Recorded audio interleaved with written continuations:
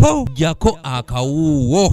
Lwaki tebatwebuuzaako? Akakiiko ka Palamenti ak'ebyobusuubuzi ka Parliamentary Committee on Trade kakyagenda maaso n'okubuuliriza ku ndagaano y'emmwanyi wakati wa gavumenti ya Uganda ssaako ne kampuni ya Vinci ekulira omukyala Enerica Pinetti olunaku olwaleero kasisinkanye abalimi b'emmwanyi okwetooloola eggwanga okuwuliza ensonga zaabwe ezikwatagana ku ndagaano eno. What are the gaps that need to be addressed in case we have any coffee law or an amendment in the coffee law that was made? Thirdly and lastly, what if things go the way they are, this contract goes on? Can you give us an estimation in terms of money that Ugandans or the country is going to lose due to this MOU? But we did not get information concerning why in Uganda, where coffee is grown, we cannot easily produce instant coffee.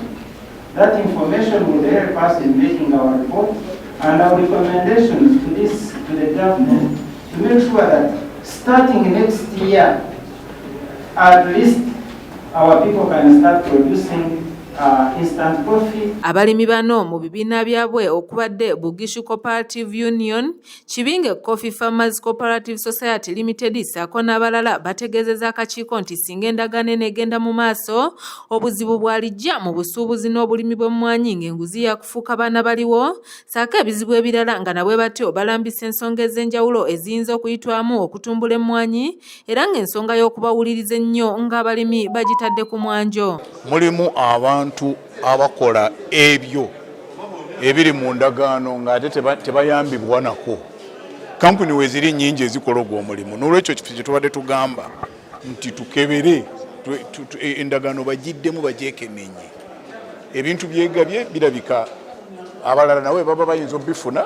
Tukawadde ebirowoozo bingi nnyo kubanga mu birowoozo byaffe tuwadde akakiiko tugenze ensonga ku nsonga nga twagala okulambika akakiiko ekisooka kya byonna ebisiikirize we biri bye batuguza. Mulanga abalimi ffenna miliyoni 12, Bugisu balinga miliyoni 2, wano e Buganda Busoga Bunyoro ba Robusta, tugenze West Nile Paida Coffee, tugenze wano Rwenzori region tuliyo era Arabica ya Rwenzori, ne tujja ekakumiro buli wantu wonna. Ebunyankole ebushenyi ne druga ne mumbarara tubakubira omulanga ffenna tusitukire wamu. Okusinziira ku balimi bano singa Vinci eweebwa layisinsi kyakukosa nnyo amakampuni agakuno agasuubula n'okulima emmwanyi olw'ensonga ezitali zimu omuli ey'ebyamateeka okubanga ye omusolo mu ndagaano eno talina kugusasula so ng'ate bo bagusasula ssaako ensonga endala ze basabye ababaka okutunulamu. Ffe ng'eggwanga nga gavumenti bye tutonera kampuni eno biwandikiddwa era biddiringanyizibwa mu ngeri ez'enjawulo. Tugenda kubasonyiwa emisolo, tebajja kusasula musolo gwa ngeri yonna, tugenda kubawa ettaka, tugenda kubawa amasannyalaze ku bbeeyi ya wansi. Byonna ebyo biddiŋŋanyizibwa emirundi mingi nnyo mu ndagaano eyo. Naye ffe bye tugenda okufunamu ng'eggwanga ebyo byo tebyogerwako n'akamu. Ano emuwa emmwanyi ez'ebbeeyi ez'omutindo gwa waggulu ng'ate ekyuma kyagenda okuleeta kiba kyuma kikola zino emmwanyi abatunda ebweru ze bataguze tuziyita black beans. Ezo ze zisaanidde okukolebwa mu kyuma kyakoze eki kyagenda okuleeta. Bano basabye Palamenti okwongera ku nsimbi zeewa Uganda Coffee Development Authority ate n'okuyisa etteeka ng'emmwanyi ekwatibwa mu ngeri ennuŋŋamu era ng'abalimi baweebwa enkizo okubanga bafuula emmwanyi okuyitibwa emmwanyi nga basobola ddala n'okukyusa omutindo gwayo okutuukana n'ogw'ensi yonna. Ffe kye tulaba kubanga toyinza kukwata mmwanyi z'ebbeeyi ya waggulu ate n'ofuno ng'ekyogenda okugyamu kya bbeeyi ya wansi. Ate ffe emmwanyi zaffe tuzimanyi.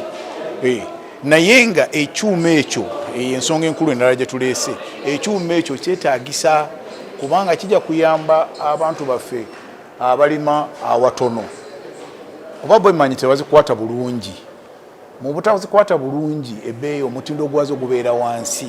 Reasonable measures zibeera force. Kyova olaba mwenga bannamawulire n'abatulaba abalimi bannaffe singa gwe resistinga police arrest mu mateeka gaffe poliisi ekoseza kye bayita reasonable force newankubadde nga wano bateesewo measures emeasure ebeera force okiraba era ne bamalako n'etteeka lyaffe erya Coffee Act 2020-2021. Abalimi bano era banenyezza n'ababaka aba Palamenti abava mu bitundu awalimu emmwanyi okwebakanga obwebasinga ate abalonzi baabwe boolekerwa akatabaganga kano. Toyinza kufuluma bweru kiringa owawaka okuga nti mu maka bambonyaabonya njagala akyuse ku mbeera naye ng'oyogerera bweru omulala ajja kujja ayingirewo atwale ekifo kyo. N'olwekyo zino ensonga ebbiri tuziddemu otherwise tujja kuwonoona omulimu gw'emmwanyi. Ndi Sarah Nandawula ku ABS TV Jakakawuwo. Rastaman Wagwan Huja Blaze No Man Curse His Majesty Emperor Haile Selassie Jah Rastafari.